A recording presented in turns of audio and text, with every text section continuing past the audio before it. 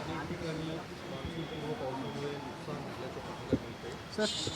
काय तुम्ही या सगळ्या नुकसानाच्या संदर्भात लक्षात घेऊन काय महाराष्ट्रामध्ये प्रचंड नुकसान मान्सूनपूर्व जी आता पाऊस झाला आहे, काल झाला, परवा झाला, मागच्या 8 दिवसापासून पाऊस होतो आहे. नुसता पाऊस होणं हा विषय नाही आहे, पण वादळामुळं प्रचंड नुकसान झालं आहे. केळीचं नुकसान झालं आहे, ऊसाचं नुकसान झालं आहे, फळबागाचं नुकसान झालं आहे, कोकणामध्ये परत आंब्यांच्या झाडाचं नुकसान झालं आहे. शासनाला आम्ही पंचनामे करा म्हणून सांगितलं. माझ्या बीड जिल्ह्यामध्ये सुद्धा प्रचंड नुकसान झालं. मी त्या दिवशीच मुख्यमंत्री महोदयांना एक पत्र दिलं, कृषी मंत्री महोदयांना एक पत्र दिलं आणि मागणी केली की आपल्याला ह्या नुकसान भरपाई दिली पाहिजे. त्याच्यानुसार आम्ही पॉझिटिव्हली आहोत. पंचनामे करा म्हणून सांगितलं आणि पंचनामे बऱ्यापैकी केलेत. आता पंचनाम्याच्या दृष्टीनं पंचनामे केले जातात आणि पुढं काहीच दिलं जात नाही. ही शासनाची खैसियत आहे. आपल्या पंचनामे केलेत पण परत पुन्हा मदत येत नाही. कारण मदतीच्या बाबतीत मागच्याही काळात बघा, तुम्हाला अतिवृष्टीची मदत दिली त्यावेळेस शासनानं काय सांगितलं. आता आम्ही सगळे विरोधक लोक जनता इसरायला पाग पडतो, जनतेला काय राहिलंच नाही असं वाटायला मला. कारण त्यावेळेस शासनानं डिक्लेअर केलेलं की आम्ही 18,000 रुपयाप्रमाणे प्रति हेक्टरी देऊ आणि त्याच्यानंतर 10,000 रुपये दिले. 10,000 दिल्याच्यानंतर बाकी म्हणजे रबी पिकासाठी आम्ही बाकीचे पैसे देऊ, आणखी रुपया दिला नाही आणि ते देणारच नाहीत. कारण लबाडाचं आमंत्रण म्हणजे काय जेवल्याची खरं नाही. जसं ती इलेक्शन जुमला होता, मोदी साहेबांनी 14मध्ये सांगितलं होतं प्रत्येक मतदारांच्या नावावर 15 लाख रुपये देणार. मिळाले का कुणाला? काला धन लाईंगे, काही नाही. त्याचंच आताचं सुद्धा ह्या अतिवृष्टीचं सुद्धा येड्यात काढलं आहे. एवढे 1000 कोटीची म्हणजे नुकसान भरपाई देणार असं डिक्लेअर केलं आणि प्रत्यक्ष मात्र शेतकऱ्याला 10,000 रुपये दिले. उर्वरित देतो म्हणले ते दिले नाहीत. कधी देतील आम्ही त्याची वाट बघतो. आता त्याच पद्धतीनं ह्या सगळ्या विषय वेगळे आहेत. तर आत्ताच्या अतिवृष्टीचं काय देणार ह्याचीसुद्धा अपेक्षा आम्ही करतो आहे आणि सरकार मायबापनं आमच्या शेतकऱ्यांना न्याय द्यावा अशी अपेक्षा. कृषीमंत्र्यांनी आत्ता सांगितलं की 30 तारखेपर्यंत राज्यातल्या 56 लाख शेतकऱ्यांची कर्जमाफी करू. 34,000 कोटींचं बजेट ठेवलं आहे. नाही, आता कृषी मंत्री महोदयांचं मी अभिनंदन करेल, पण ह्या अतिवृष्टीसारखीच फसवी योजना आहे का? तर महिला ज्या आमची लाडली बहिणा योजना काढली त्याच्यामध्ये 2.5 कोटी महिला त्याच्यात अगोदर पात्र झाल्या. त्याच्यापैकी आता काही 60 लाख महिलांचे KYC झाले नाही म्हणून हे आहेत. परत 80 लाख जवळपास त्याच्यातून कमी केले आहेत. म्हणजे आता फक्त 1 कोटी महिलांनाच पैसे दिले जातात. तसंच 56 लाख शेतकरी सांगायचं, प्रत्यक्ष द्यायचे किती देतील त्यावेळेस बघूयात. देतील काय मला माहीत नाही. निकष काय लावलेत आणखी पूर्ण गाईडलाईन सगळ्या खालीपर्यंत आलेल्या नाहीत. तरी पण जी काही अधिकारी गोळा करते त्याच्यातून शेतकऱ्यांना जाचं काठी लावलेले आहेत असं कळतं आहे. हे अटी काय त्याचा अभ्यासही केला पाहिजे आणि अभ्यास करून बोललं पाहिजे. पण माझं असं म्हणणं आहे की तुम्हाला जर खरंच कर्जमाफी द्यायची तर मागच्या महाविकास आघाडी सरकारच्या काळामध्ये उद्धवसाहेब ज्यावेळेस मुख्यमंत्री होते त्यावेळेस जी दिली होती, मी कोणाला राजकीय बोलत नाही, पण त्यावेळेस जी दिली होती की तुम्ही डायरेक्ट 2 लाखापर्यंतची कर्जमाफी त्याच वेळेस 3 लाख करायची होती. आता 3 लाखापर्यंतचं जे कर्ज आहे ते शेतकऱ्यांना 7% व्याजदरानं द्यायचं शासनाचा नियम आहे, ते बँका देतात.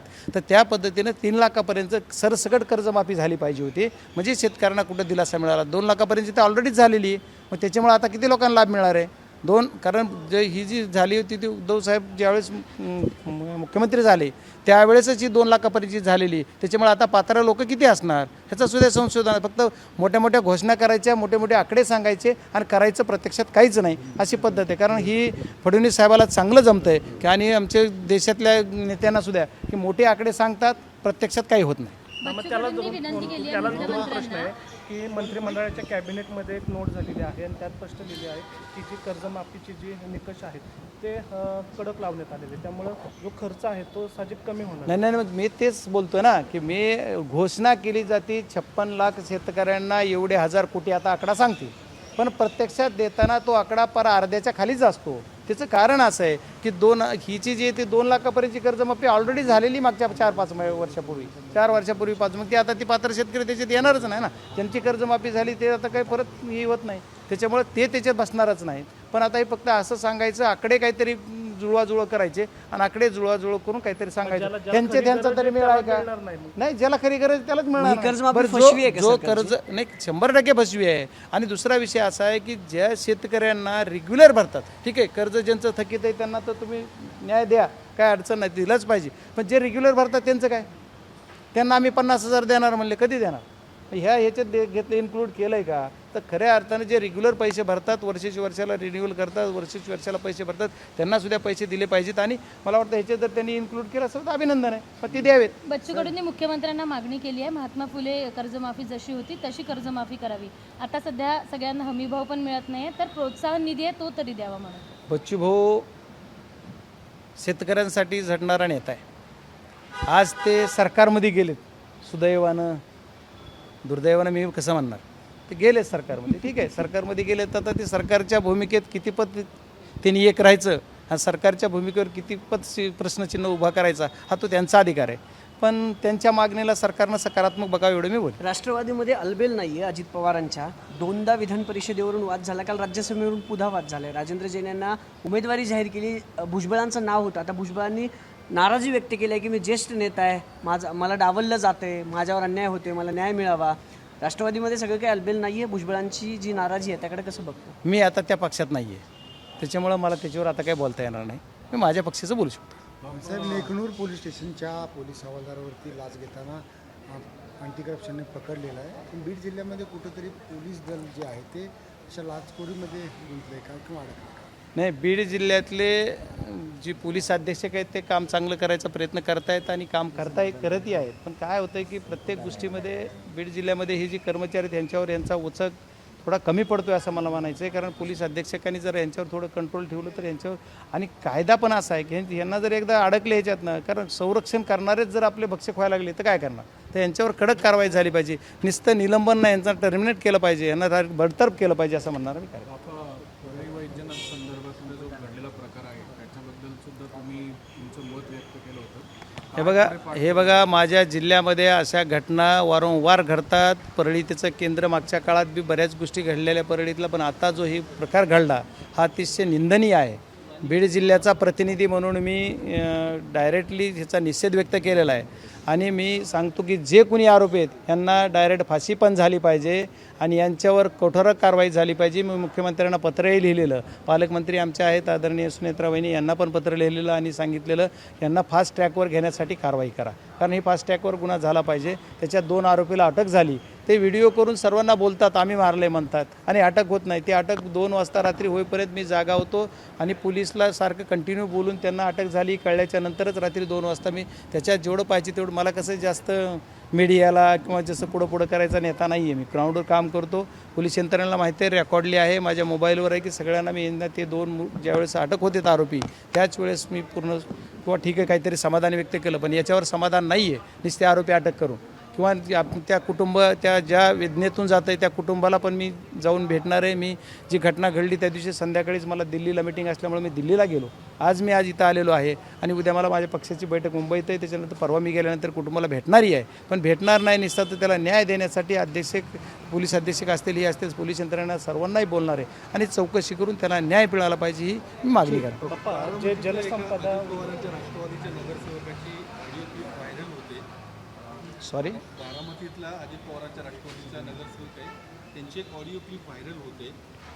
दादांच्या बद्दल त्यांनी ज्या पद्धतीने विधान केले, त्यांनी आक्षेपार्ह विधान आहे, दादा मेले, त्याचा मला काही फरक पडला नाही, अशा पद्धतीचं ते वक्तव्य आहे.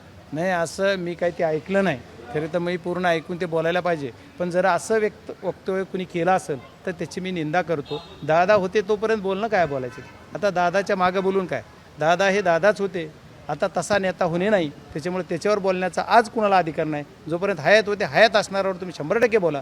पण माहीत झालं, मी सभागृहात सुद्धा बनत असतो. आमच्या सभागृहात सुद्धा बऱ्याच वेळेस इंदिराजीवर बोललं जातं आहे, जवाहरलाल नेहरूवर बोललं जातं आहे. मी एका माझ्या ह्याच्यात म्हणलं बोललो आहे, म्हणजे ह्याच्यामध्ये मनोगतामध्ये तिथल्या किंवा भाषणामध्ये तिथल्या संसदेच्या, की माझे जे जुने होते त्याला कशाला जुन्या लोकांवर बोलता तुम्ही, जे संसदेचे होते. तसं आतासुद्धा दादावर बोलण्याचा अधिकार कुणाला नाही आहे. ते बोलतात ते चुकीचं बोललं. बाबा, जलसंपदा विभागाचं ऑफिस जे पुण्यात आहे ते स्थलांतरित करण्याचं काम सुरू आहे आणि त्याच्यामुळे कुठेतरी सुनेत्रा पवार यांचं इथलं जे वर्चस्व आहे ते कमी करण्याचा प्रयत्न होतोय का त्यांच्याच मित्रपक्षांकडून? आता हे भारतीय जनता पार्टीला प्रश्न विचारावा लागेल, तुम्ही का स्थलांतर करतात? नागपूरलाच न्यायलेत नाहीत ना, म्हणजे ते आता हे कसं, त्याला कुठं न्यायचं आहे का नाशिकला न्यायचं आहे काय, आता त्याच्यावर मी कसं बोलणार आहे? आता मी नाही बोलणार ह्याच्यावर, कारण मी बोलावं असं एवढ्या उंचीचा नेता मी नाही आज, त्याच्यामुळे मी त्याच्यावर नाही बोलतो. पण अनेक कार्यालय जे आहेत ते स्थलांतर होतात पुण्यात. नाही, ती अतिशय दादा जाण्याच्या नंतर दादांना आता आज 4 महिने झाले जाऊन, तर दादांच्या पाठीमागे त्यांचं जी ज्या पक्षाबरोबर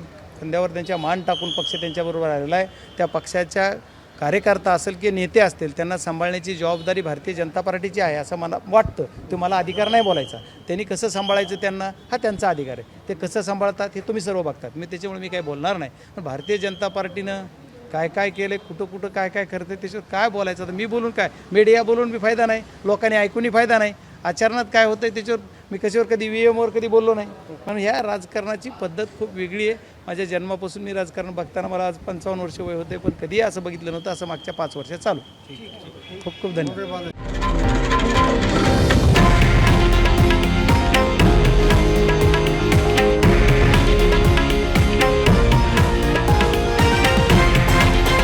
हे आहे देशातील नंबर 1 न्यूज नेटवर्क आणि आपण पाहत आहात TV9 मराठी, एकमेव.